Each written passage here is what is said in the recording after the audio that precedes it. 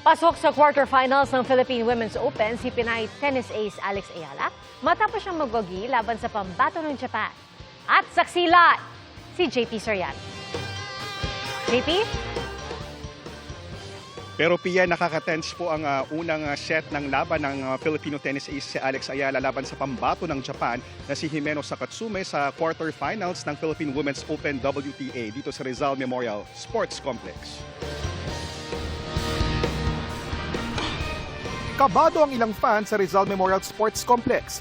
Mas pumapasok kasi ang puntos para kay Sakatsume.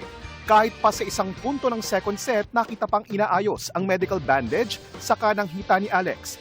Matatanda ang nag-medical timeout si Ayala sa laban niya nitong Lunes ng gabi matapos makaramdam ng discomfort sa kanyang hita. Sa kabila nito, sa pag-usad pa ng ikalawang set, bumigay na ang laro ni Sakatsume at nagdire-diretso na ang pagpapakitang gilas at pagbalik sa groove ni Ayala at naipanalo nga ang laban 6-4, 6-0.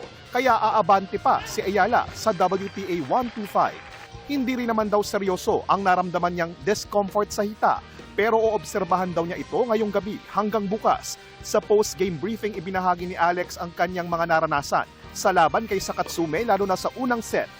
I think that I was able to get my groove the longer I was on court.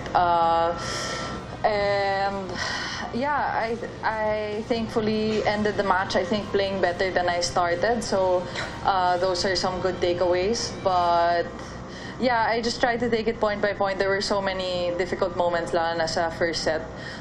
But happy with how I pulled through and managed those tough.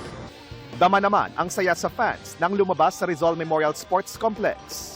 Ang ganda ng palo, tsaka talagang ibang klase.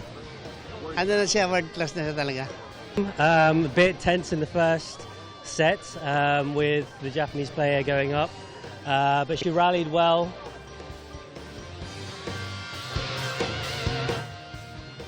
At Pia, mga kapuso, dahil sa pagkapanalo ng ating pambatong si Alex Ayala, aarangkada po siya at bukas makakalaban niya ang tennis star mula sa Colombia na si Camila Osorio. Live mula sa Rizal Memorial Sports Complex, ako po si JP Soriano, ang inyong saksi. Mga kapuso, maging una sa saksi. Mag-subscribe sa GMA Integrated News sa YouTube para sa iba't ibang balita.